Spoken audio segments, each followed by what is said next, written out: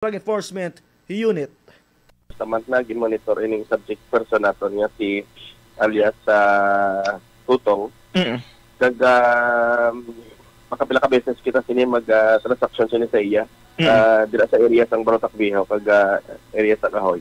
So nabakla naton ini isang nagbigat nga pizza 12 mga around 5:45 sa hapon dala sa may Barangay Santiago, Barotac Viejo, Iloilo.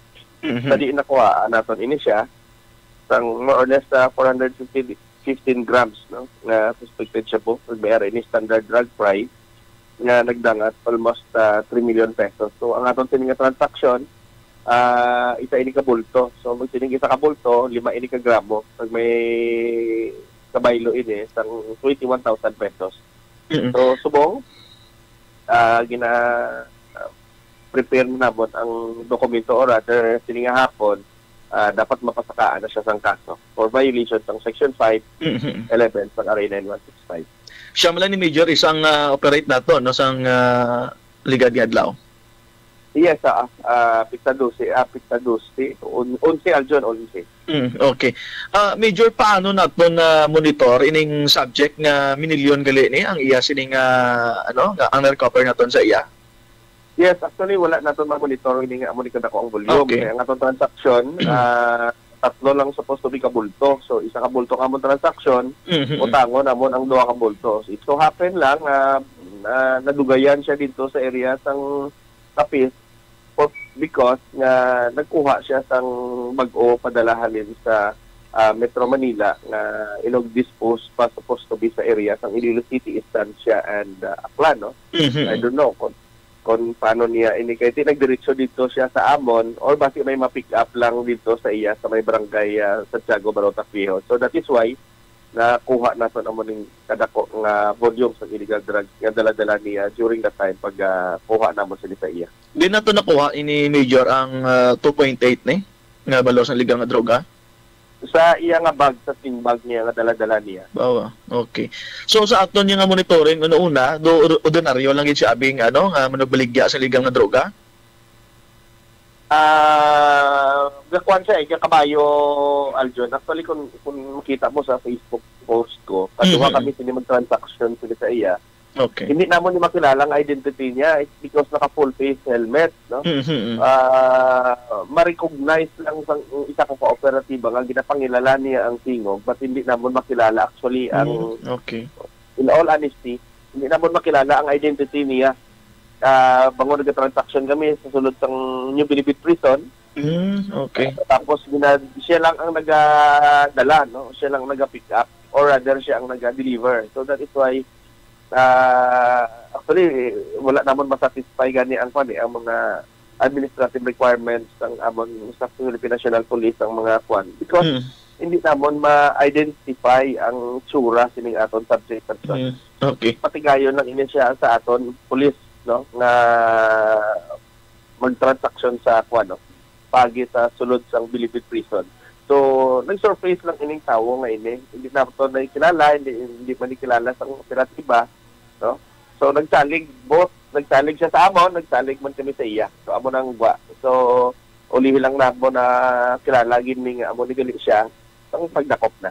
Okay. So meaning sir, may transaction kamo, may transaction kamo dito sa may New Bilibid. So nagwa lang ni ang tawo nga ini kag nagpasalig nga mahatag sa sang amo ni sang illegal nga droga mo na.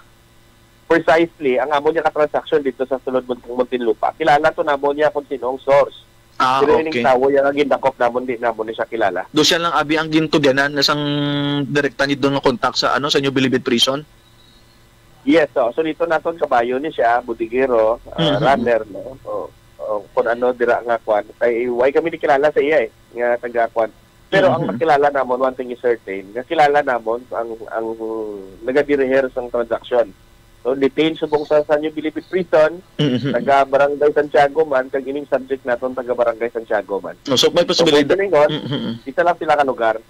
Okay. So hindi sila magparentihanay or Major? Kilala sang aton punong barangay, ang subject kilala man sang aton punong barangay ang sasulod, no? But we will establish pa kung parentihanay or what, anong connection nila. wala sang previous arresting nadakpan 2.8 million nga balor sa illegal nga droga. May mga pangalan pa ini Major nga Iloilo City, Kalibo. Yes, I think bit niya ini. So possibly na ang assumption naton is base dito na padulong sa mga lugar kung sa diin. Dito nakapangalan ining kay pagkuha ni namon sa iya adyo naka-packing tanan sa karton. Ang event ining subject nakibot siya nga amo na kanako gali ang ginpadala ang gi-pick up niya dito sa may Sigma Cafe. Okay. Kag ining mga illegal nga droga para ginitani sa Dinagyang Festival kag sa dito sa may ati-atian sa Kalibo. Yes, most probably kay wala actually ginkuha naton istorya ginaton ni siya personal or ayo naton sa iya.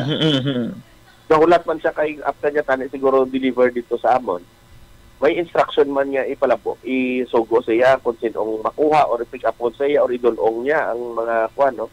O mostly basta istansya siya na siguro ang nag-deliver kasi lapit man lang ang lapit man lang ang Barotac Viejo sa istansya.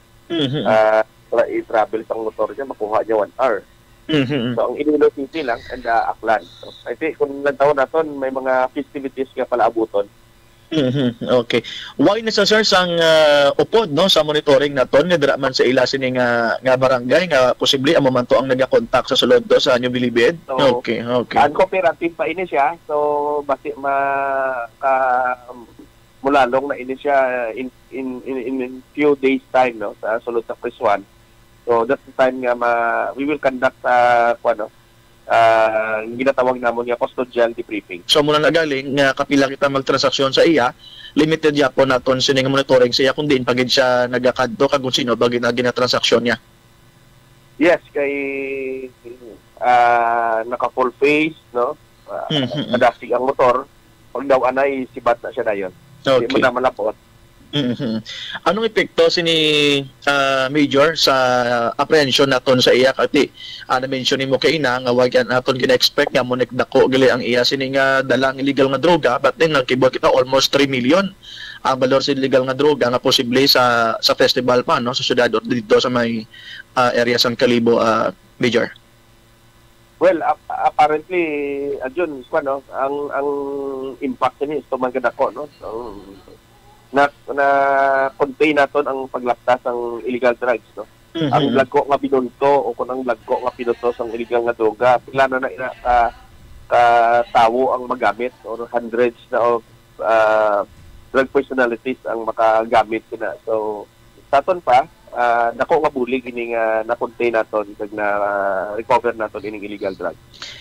Major Dadji Dilima, congratulations gid no sa inyo nga mga operation sunod-sunod imong operation kagabi mi ato man sa Putotan. I know damo dira sa nagapalabot sa nga mensahe sa inyo angot man sa mga ulihi subong nga nainganyo sa pagbaligya sa illegal droga. Lastly imo sini nga mensahe Major kay diri sa syudad sang Iloilo nagpagawa sa statement si Colonel Kim Ligada nga ang barangay Bakaw bagsakan sa nga illegal nga droga hindi malipod maligar ang mga taga-probinsya diri man nagakuha syudad sang Iloilo Major Dilima. Yes, John no, as far as the Iloilo province is concerned no, nagakuha kita ng instruction sa aton alang doon nga provincial director kay Police Colonel Bayan Imrasalan ang aton nga PD no. Ang one specific instruction lang ang ginatag niya sa aton. Always intensify monitor the proliferation of illegal drugs. Kay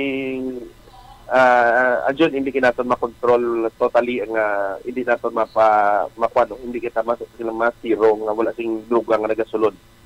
Damo sa mga player nga nagtuluhaw kag may mga open kita no, may mga ports and roro. So that is why despite ang efforts ng aton government no, still may nagasulod sa gihapon. But nonetheless in our end no, we will do our part man no, sa pag-enforce pag-recover sa mga illegal drugs nga nagalapta sa ara aton dalanan Anjon. Thank you so much ma'am sa mga support. Thank you Anjon. Alright, nabadyan ang kabahin sa aton sininga interview kay Police Major Dadji Dilima, ang chief sa Provincial Drug Enforcement Unit sa probinsya sa Iloilo. Life News.